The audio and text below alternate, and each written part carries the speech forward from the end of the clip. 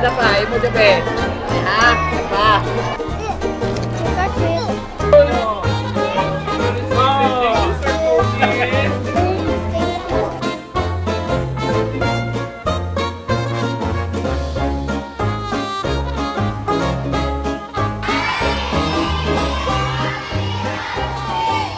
This is Gabby Risnayap.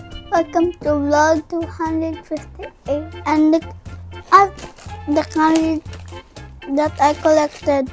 I just came back from trick-or-treating. Bye guys.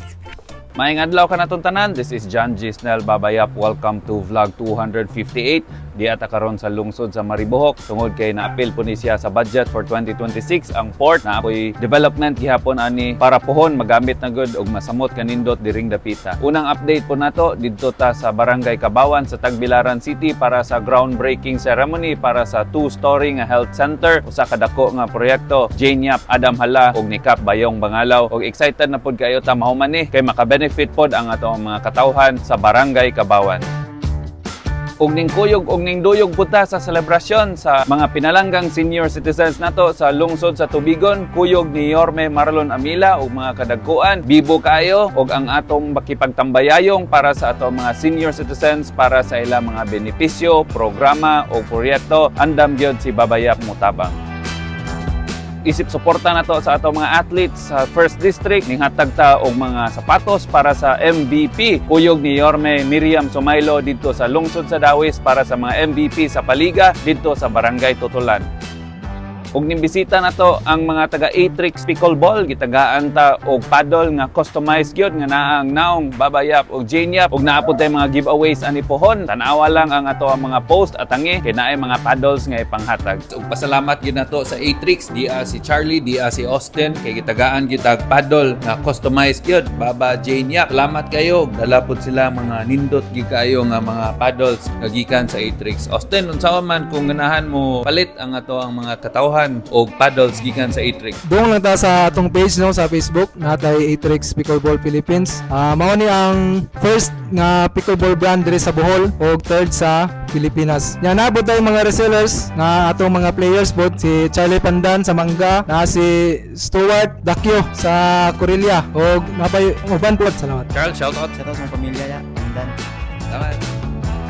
Nag-distribute po ta sa EHAP dito sa Barangay Dampa sa Tagbilaran ug sa lungsod sa Panglao. Ug dingkuyog po ta sa selebrasyon sa lungsod sa Cortes para sa ilahang 256 Foundation. Congratulations sa atong mga opisyales sa lungsod sa Cortes.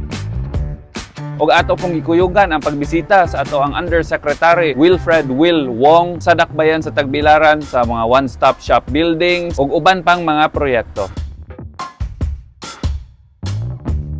Gisuportahan po nato ang PIDAW sa ilahang Enterprise and Livelihood Program. Ug ningkuyog po ta sa selebrasyon sa Barangay Ubuhan, Tagbilaran City para sa ilahang Foundation Day ug ato ang pag-greet sa ato ang mga Bohol Muslim community. Ug atong gi-oath ang mga opisyales sa Bantay Bayan. Ug atong gi-welcome ang pagbisita sa ato ang Navy. Ug apil na pod ang mga barangay officials sa Barangay Biga sa lungsod sa Antiquera. Giablihan pod ang Barangay Mansasa nga food bazaar. Ug ang atong pagsuporta sa lungsod sa Sikatuna para sa ilahang woodworkers ug furniture makers. Ug bibo kayo ang Provincial Congress sa mga SK sa tibuok probinsya sa Bohol. Ang ato ang pagsuporta kanunay gyud nga naa sa mga kabatan-unan. Ug giablihan na pod ang bag-o nga FM station, ang Vibe 105.5.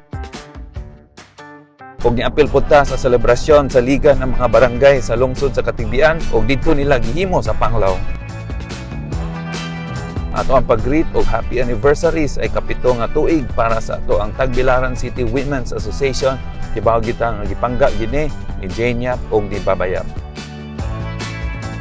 Ug dinhi ko to ang tawang vlog, Asenso Pamor D1, maayong adlaw kanatong tanan.